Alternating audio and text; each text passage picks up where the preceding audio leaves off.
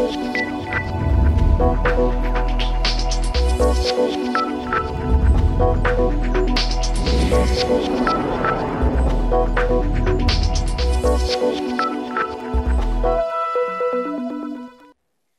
दिन हर पल हम और आप अपनी खुशियां, अपनी प्रगति, अपने परिवार के बारे में ही सोचते हैं।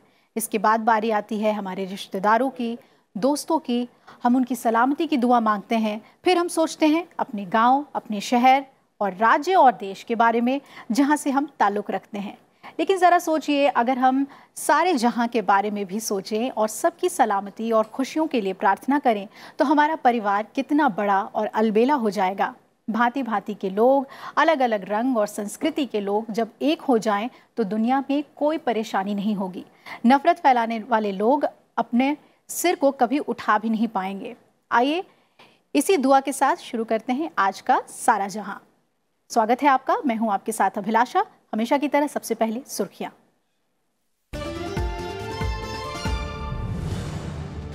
आतंकी गुटों के खिलाफ कार्रवाई को लेकर पाकिस्तान पर बढ़ा अंतर्राष्ट्रीय दबाव। अमेरिका ने कहा ठोस और स्थायी कदम उठाए पाकिस्तान। भारत ने कहा नई सोच का दावा करने वाले पाकिस्तान को आतंकियों के खिलाफ नई कार्रवाई करनी चाहिए।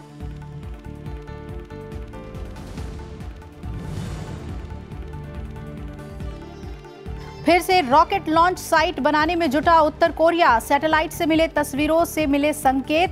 अमेरिका ने दी चेतावनी, कहा परमाणु निरस्त्रीकरण को लेकर माकूल कदम नहीं उठाने पर ज्यादा पाबंदियों के लिए रहें तैयार।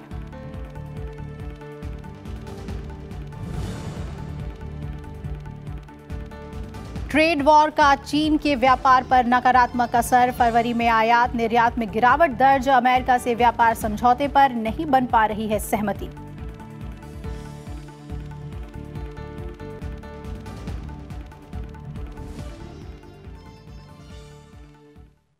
पाकिस्तान पर आतंकी गुटों के खिलाफ कार्रवाई करने को लेकर अंतर्राष्ट्रीय दबाव लगातार बढ़ रहा है। एक बार फिर अमेरिका ने चेतावनी दी है कि पाकिस्तान को आतंकवादी समूहों के खिलाफ स्थायी और ठोस कार्रवाई करनी ही होगी। इस बीच भारत ने भी कहा है कि अगर पाकिस्तान अपने आप को नई सोच वाला नया पाकिस्तान होने का दावा करता है तो उसे आतंकवादियों के खिलाफ नई कार्रवाई करनी चाहिए।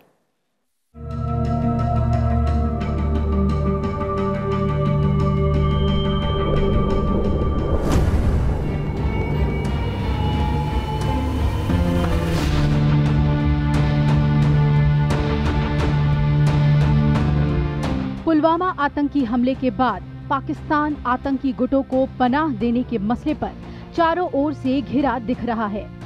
दुनिया के तमाम बड़े देश लगातार पाकिस्तान पर आतंकियों के खिलाफ ठोस कार्रवाई का दबाव बना रहे हैं। अमेरिका ने सख्त होकर कहा है कि पाकिस्तान अपने यहाँ मौजूद आतंकवादी समूहों के खिलाफ स्थायी और लगातार कार्रवाई करे। अमेरिका के विदेश मंत्रालय का ये बयान ऐसे समय में आया है जब पुलवामा में जैश ए मोहम्मद के आतंकवादी हमले और बालाकोट में जैश के आतंकवादी शिविर पर भारत की हवाई कार्रवाई के बाद से पाकिस्तान पर आतंकवादियों के खिलाफ कार्रवाई के लिए वैश्विक दबाव बढ़ा है। अमेरिकी विदेश मंत्रालय के उप प्रवक्ता रॉबर्ट पालाडिनो ने कहा है कि हम पाकिस्तान से फिर से ये अपील करेंगे कि वो आतंकवादी समूहों के खिलाफ लगातार और स्थायी कदम उठाए, जिससे भविष्य में हमले रुकेंगे और क्षेत्रीय स्थिरता को बढ़ावा मिलेगा। अमेरिका ने यहाँ तक कहा है कि पाकिस्तान को संयुक्त राष्ट्र सुरक्षा परिषद के प्रति अपनी प्रतिबद्धताओं का पालन करना होगा। इसके लिए पाकिस्तान को आतंकवादियों की पनाहगाह नष्ट करने के साथ ही आतंकी फंडिंग को रोकने के लिए ठोस कदम उठाना होगा। हाल ही में फ्रांस और ब्रिटेन के साथ अमेरिका ने आतंकी संगठन जैश ए मोहम्मद के सरगना मसूद अजहर को वैश्विक आतंकी घोषित कराने के प्रस्ताव को संयुक्त राष्ट्र सुरक्षा परिषद में पेश किया है। मसूद अजहर पर बैन के प्रस्ताव पर 13 मार्च तक संयुक्त राष्ट्र सुरक्षा परिषद सदस्यों को फैसला लेना है। इस बीच अमेरिका ने एक बार फिर साफ किया है कि जैश ए मोहम्मद संयुक्त राष्ट्र से नामित आतंकी समूह है जो कई आतंकवादी हमलों का जिम्मेदार है और वो क्षेत्रीय स्थिरता के लिए खतरा है। मसूद अजहर जैश का संस्थापक है। अमेरिका और संयुक्त राष्ट्र सुरक्षा परिषद में उसके सहयोगी आतंकवादी संगठनों और उसके सरगनाओं की संयुक्त राष्ट्र की सूची को अपडेट करना चाहते हैं। इस बीच भारत ने भी कहा है कि संयुक्त राष्ट्र सुरक्षा परिषद के सभी सदस्य ये जानते हैं कि जैश ए मोहम्मद के आतंकी कैंप और उसका मुखिया मसूद अजहर पाकिस्तान में ही सक्रिय है। विदेश मंत्रालय के प्रवक्ता रवीश कुमार ने कहा कि भारत संयुक्त राष्ट्र के सदस्यों से अपील करता हूं कि मसूद अजहर को आतंकी लिस्ट में शामिल किया जाए। Earlier, you would recall that all 15 members of the UN Security Council had unanimously issued a press statement strongly condemning the Pulwama terrorist attack. All members of the UNSC are aware about Jaish-e-Mohammed training camps in Pakistan and about the chief of Jaish-e-Mohammed, Masood Azhar, and his presence in Pakistan. We call upon all members of the UNSC to list Masood Azhar as a designated terrorist under 1267 UN Sanctions Committee. Bharat ने भी कहा है कि पाकिस्तान अब भी इस बात को नकार रहा है कि पुलवामा हमले को जैश-ए-मोहम्मद ने अंजाम दिया है, जबकि खुद इस आतंकवादी संगठन ने हमले की जिम्मेदारी ली है। विदेश मंत्रालय के प्रवक्ता रवीश कुमार ने कहा है कि पाकिस्तान स्थित आतंकवादी समूह अभी भी बिना किसी बाधा के अपनी गतिविधियों को अंजाम दे रहे हैं। भारत ने साफ किया कि अगर पाकिस्तान अपने आप को नई सोच वाला नया पाकिस्तान होने का दावा करता है तो उसे आतंकवादियों के खिलाफ नई कार्रवाई करनी चाहिए। पाकिस्तान को अपनी जमीन से संचालित हो रहे आतंकी समूहों के खिलाफ ठोस, प्रामाणिक और लगातार कार्रवाई करनी चाहिए। If Pakistan claims to be a Naya Pakistan with a नई सोच, it should demonstrate Naya action against terrorist groups and terror infrastructure on its soil and end cross-border terrorism in support of its claims. आतंकी समूहों पर कार्रवाई को लेकर चौतरफा दबाव के बाद पाकिस्तान के गृह मंत्रालय ने घोषणा की है कि पाकिस्तान में प्रतिबंधित समूहों को अब तक 121 सदस्यों को एहतियातन नजरबंद किया गया है। हालांकि पाकिस्तान की इस हरकत को ठोस कार्रवाई नहीं कहा जा सकता। Bureau report, Rajya Sabha TV. उत्तर कोरिया ने जिन रॉकेट लॉन्च साइटों को नष्ट करने का दुनिया से वादा किया था वो उन्हें दोबारा बना रहा है। सैटेलाइट से मिले तस्वीरों से इस बात के संकेत मिले हैं कि पिछले हफ्ते अमेरिकी राष्ट्रपति डोनाल्ड ट्रंप और उत्तर कोरियाई शासक किम जोंग उन की मुलाकात के किसी निष्कर्ष पर नहीं पहुंचने के बाद उत्तर कोरिया ने अपने रॉकेट लॉन्च परीक्षण स्थल पर फिर से काम करना शुरू कर दिया है।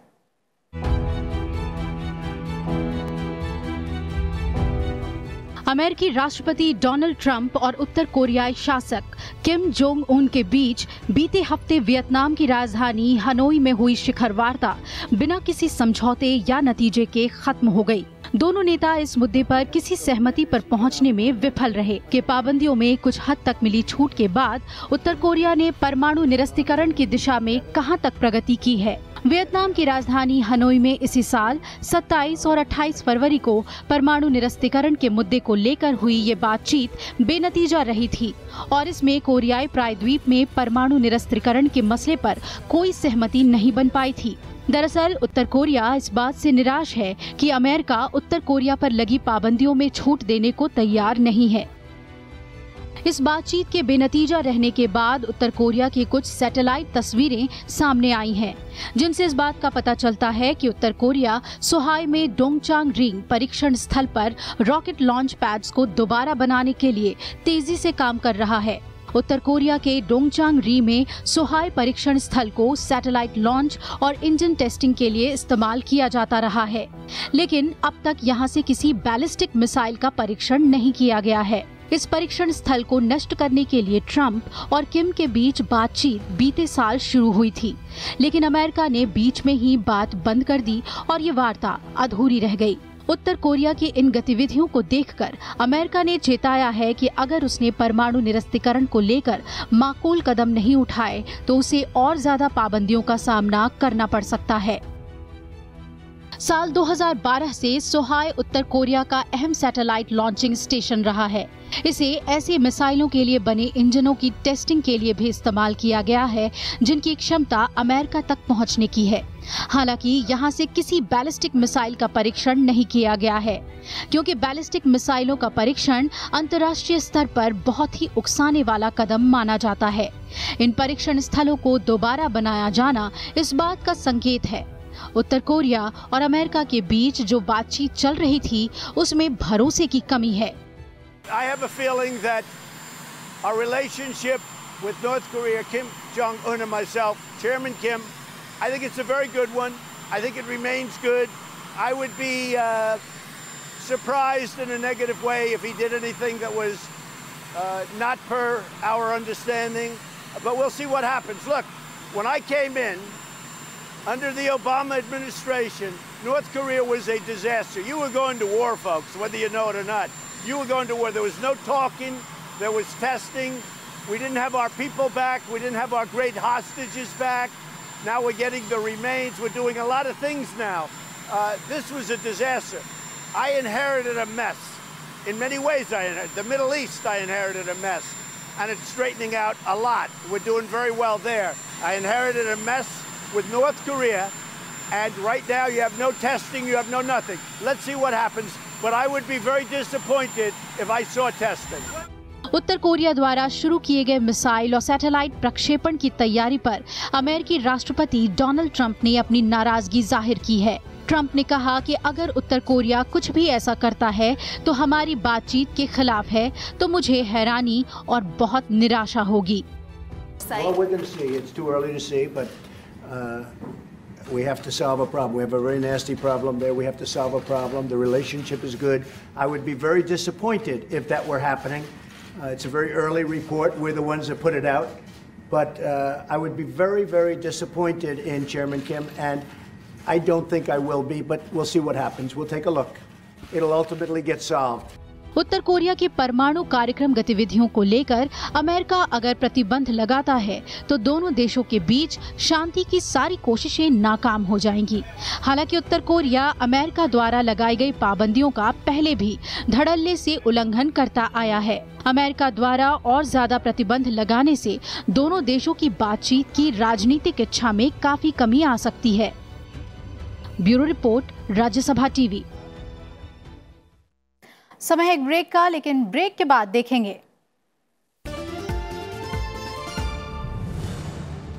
क्यों अल्जीरिया में लोग बड़े पैमाने पर सड़कों पर उतर आए हैं।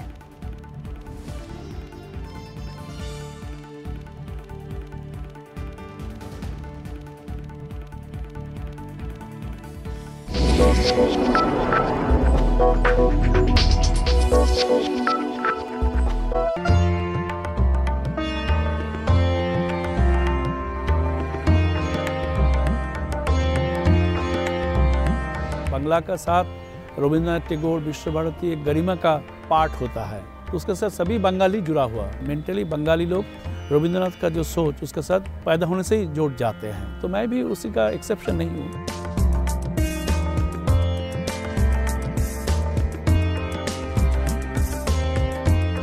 इंटरेस्ट बढ़ते जा रहा है, शांतिनिकेतन के बारे में लोगों का सोच बढ़ते जा रहा है। ये मेरे लिए एक इम्पॉर्टेंट खबर है, क्योंकि ये अगर बढ़ते जाएं तो इसको हम थोड़ा टैप करें तो विश्वविद्यालय का एक नया दिशा हम दे सकते हैं।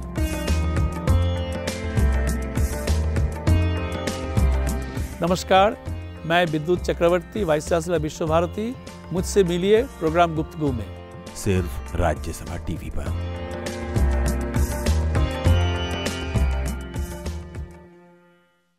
Long years ago, we made a tryst with destiny, and now the time comes when we shall redeem our pledge.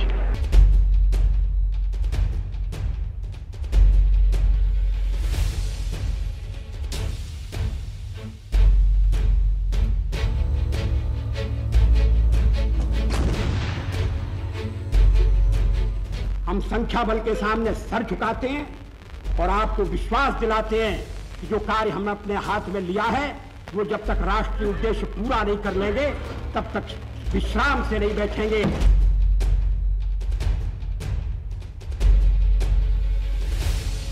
मैं नरेंद्र दामोदर दास मोदी ईश्वर की शपथ लेता हूं।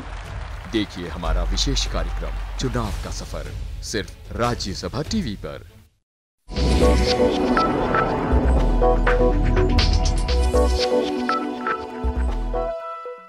ब्रेक के बाद स्वागत है आपका। बात करते हैं चीन की। चीन ने अपने रक्षा बजट में इस साल भी इजाफा किया है। चीन के नेशनल पीपल्स कॉन्फ्रेंस के सालाना बैठक में ये जानकारी दी गई। इस बीच अमेरिका से ट्रेड वॉर का असर भी चीन को झेलना पड़ रहा है। फरवरी में चीन के निर्यात और आयात दोनों में गिरावट दर्ज की गई है। फिलहाल अमेरिका और चीन के बीच कोई व्यापार समझौता पर सहमति बनते भी नहीं दिख रही। अमेरिका ने साफ कर दिया है कि अगर व्यापार समझौता उसके लिए फायदेमंद नहीं होगा तो वो इस पर आगे नहीं बढ़ेगा।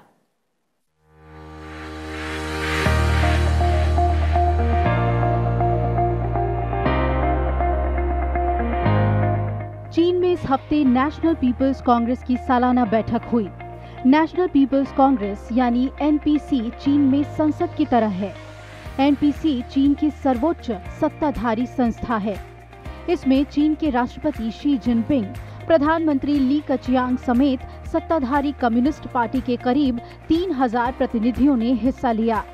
5 मार्च को सालाना बैठक की शुरुआत हुई। इस बैठक में आने वाले साल के लिए चीन ने अपनी रक्षा बजट की घोषणा कर दी। चीन ने इस बार पिछले साल के मुकाबले अपना रक्षा बजट 7.5% बढ़ाया है। 2019 का रक्षा बजट 1.19 ट्रिलियन युआन है। चीन ने कहा है कि ये बढ़ोतरी राष्ट्रीय सुरक्षा और सैन्य सुधारों के लिए किया गया है, न कि किसी और देश को ध्यान में रखकर।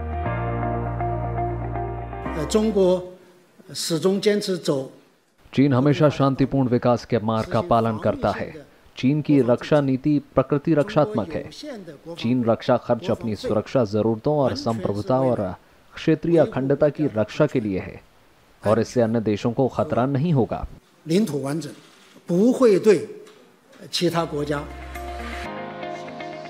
नेशनल पीपल्स कांग्रेस की सालाना बैठक में चीन ने विदेशी निवेश कानून के मसौदे पर विचार विमर्श किया।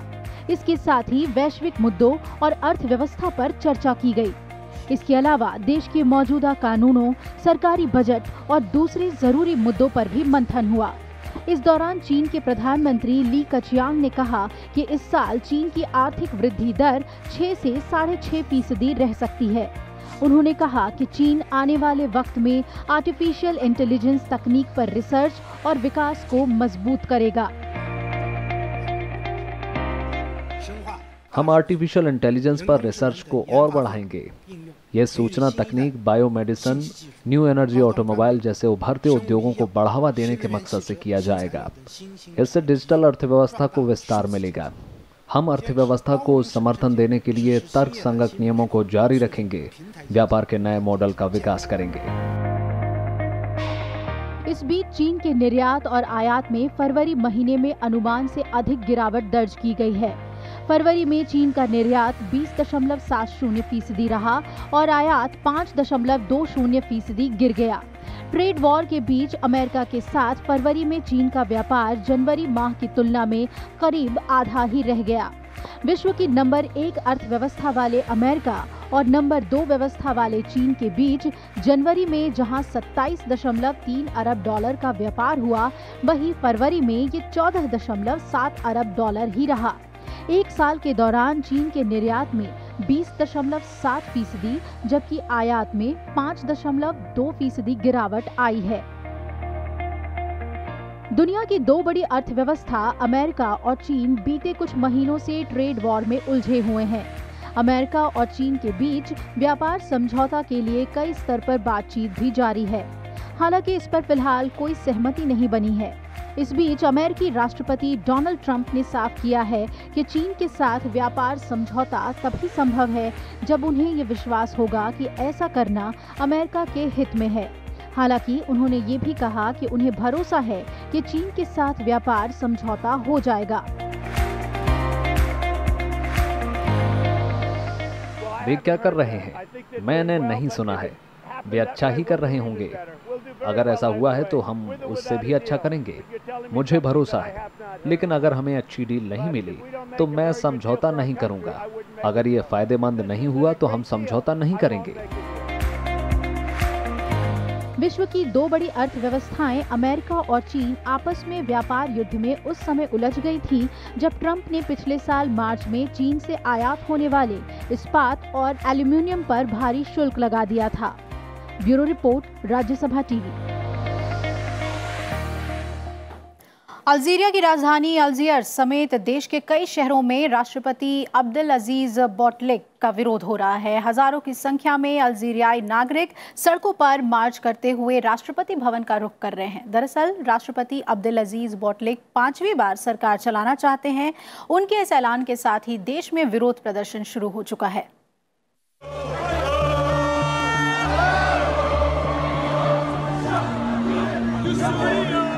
अल्जीरिया के सड़कों पर ये विरोध प्रदर्शन लगातार गंभीर होते जा रहे हैं। पिछले कुछ समय से विरोध प्रदर्शन शांतिपूर्ण तरीके से हो रहा था, लेकिन शुक्रवार को ये विरोध प्रदर्शन अपने सबसे बड़े रूप में उभर कर सामने आया, जब हजारों अल्जीरियाई नागरिक राष्ट्रपति भवन की ओर नारे लगाते हुए आगे बढ़ने लगे। इन्हें रोकने के लिए पुलिस ने आंसू गैस का प्रयोग भी किया। जगह जगह पुलिस ने नाकेबंदी की है। राजधानी के आसमान में पुलिस के हेलीकॉप्टर लगातार चक्कर लगा रहे हैं और सभी तरह के सार्वजनिक यातायात के साधनों को रोक दिया गया है।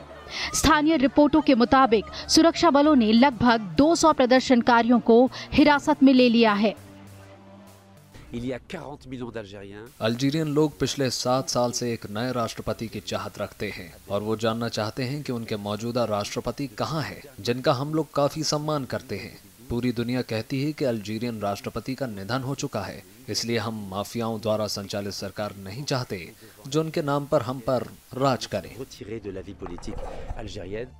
विरोध प्रदर्शन आयोजित करने वाले कुछ आयोजनकर्ताओं ने शुक्रवार को विरोध प्रदर्शन में 2 करोड़ लोगों से शामिल होने की अपील की थी। दरअसल इतने बड़े विरोध प्रदर्शन की वजह अल्जीरिया के 82 वर्षीय राष्ट्रपति अब्दुल अजीज बोटलिक हैं। उन्होंने कहा था कि वो 5वीं बार देश की सत्ता संभालने के बारे में सोच रहे हैं। अब्दुल अजीज फिलहाल स्विट्जरलैंड के एक अस्पताल में भर्ती हैं और इस विरोध प्रदर्शन पर उन्होंने कहा कि ये उनके विपक्षियों की चाल है। विरोध प्रदर्शन में शामिल एक महिला का कहना है कि राष्ट्रपति पहले भी इस तरह की बातें करते रहे हैं। मैं इस शासन से परेशान हो गई हूँ। हम अपने बच्चों का एक बेहतर भविष्य चाहते हैं। हमने तो अच्छी जिंदगी नहीं जी, लेकिन हम चाहते हैं कि हमारे बच्चे अच्छा जीवन जिएं। आखिर राष्ट्रपति के खिलाफ लोगों में इतना रोष क्यों है? प्रदर्शनकारी क्या चाहते हैं? दरअसल राष्ट्रपति अब्दुल अजीज बोटलिक 5वीं बार सरकार चलाना चाहते हैं। उनके इस ऐलान के साथ ही देश में विरोध प्रदर्शन शुरू हो चुका है। बोटलिक ने बाद में एक और बयान जारी करते हुए कहा कि अगर उन्हें दोबारा चुना गया तो वो जल्द ही पद छोड़ भी देंगे। लेकिन अल्जीरियाई युवा आर्थिक अवसरों की कमी से निराश हैं और वो देश के कुलीन वर्ग के बीच फैले भ्रष्टाचार से भी परेशान हैं। इस वर्ग ने ही फ्रांस से मिली आजादी के बाद से अल्जीरिया पर शासन किया है। पिछले 20 साल से अल्जीरिया की सत्ता पर काबिज अब्दुल अजीज बोटलिक के प्रति लोगों का विरोध अब चरम पर पहुंच चुका है। हम इस 5वें जनादेश के विरुद्ध में हैं, क्योंकि ये बकवास है। ऐसा नहीं हो सकता। जनादेश भ्रष्टाचार और घोटालों के बल पर नहीं पाया जा सकता। राष्ट्रपति की तबीयत ठीक नहीं तो वो कैसे काम कर सकते हैं? उन्होंने सेहत को लेकर छुट्टी ले ली है और देश में क्या हो रहा है उन्हें कुछ मालूम नहीं।